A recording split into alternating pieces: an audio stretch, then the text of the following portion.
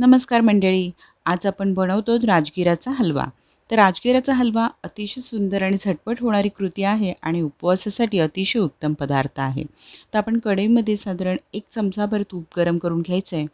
आता आपण या तुपामध्ये साधारण 10 ते 15 काजू, त्यासोबत आपण 7-8 इथे मनुका घेतलेल्या आहेत आणि 1 चमचाभर आपण यामध्ये बेदाणे म्हणजे चारोळी घालून घ्यायचे.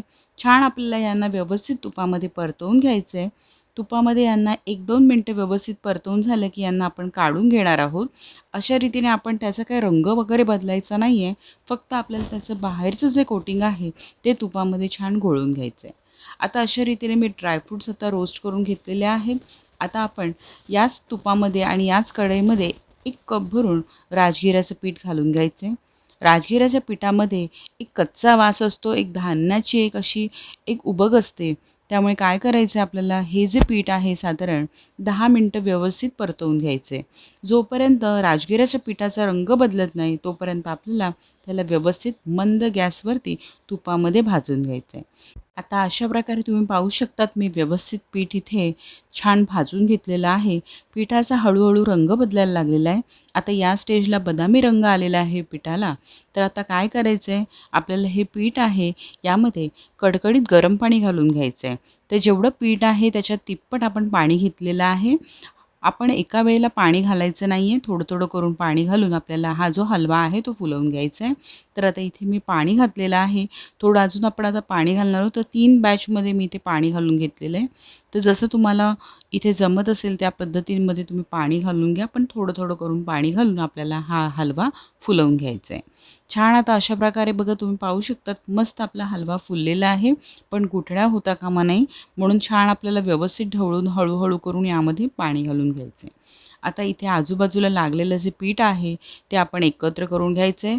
छान आपल्याला त्याला फोडून घ्यायचं आहे आणि त्यामध्ये कुठल्याही गुठळ्या होऊ नये म्हणून सातत्याने त्याला हलवत राहायचं आहे. आता अशा रीतीने छान आपलं पीठ शिजवून घ्यायचं आहे आणि जे पण आपल्या यामध्ये पीठ आहे त्याला मस्त स्वाद यायला पाहिजे म्हणून व्यवस्थित घोटून घ्यायचं आहे. आता तुम्ही पाहू शकतात बघा इथे पीठ छान आपलं घोटून झालेलं आहे. यामधल्या गुठळ्याही मोडून घ्यायच्या आहेत आणि व्यवस्थित हे पीठ शिजवून घ्यायचं आहे. आता या स्टेजला जेव्हा ते चिकट व्हायला लागलेलं आहे तर आपण जेवढं पीठ घेतलेलं आहे, म्हणजे पीठ जर 1 कप असेल तर आपल्याला पाऊण कप आपल्याला इथे साखर घ्यायची आहे.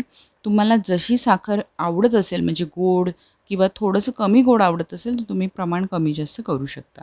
छान साखर पण यामध्ये घालून मेल्ट करून घ्यायची आहे. आता साखर घातल्यानंतर आपण थोडंसं चवीला इथे मीठ घालणार आहोत, कारण थोडंसं गोडाच्या पदार्थामध्ये मिठाची गरज असते. तर आता व्यवस्थित आपल्याला हे मिश्रण एकत्र करून घ्यायचं आहे. तुम्ही पाहू शकता आता मस्त आपलं फ्लफी इथे मिश्रण झालेलं आहे. अगदी एका पुडिंगचं कसं जे टेक्स्चर असतं तसं याचं टेक्स्चर झालेलं आहे. आता या स्टेजला व्यवस्थित याला ढवळून घ्यायचं आहे. हवं असल्यास थोडंसं तूप यामध्ये घालून घ्या, म्हणजे जेणेकरून काय होतं, हलव्याला एक अशी तकाकी येते. आता इथे मी साधारण अर्धा चमचा तूप घातलेला आहे. व्यवस्थित एकत्र करून घ्यायचं आहे. तूप घातल्यानंतर काय होतं, हलवा ना कढई सोडायला लागतो. आणि आता यामध्ये आपण ड्रायफ्रूट्स घालून घेणार आहोत, जे ड्रायफ्रूट्स आपण आधी रोस्ट करून घेतलेले.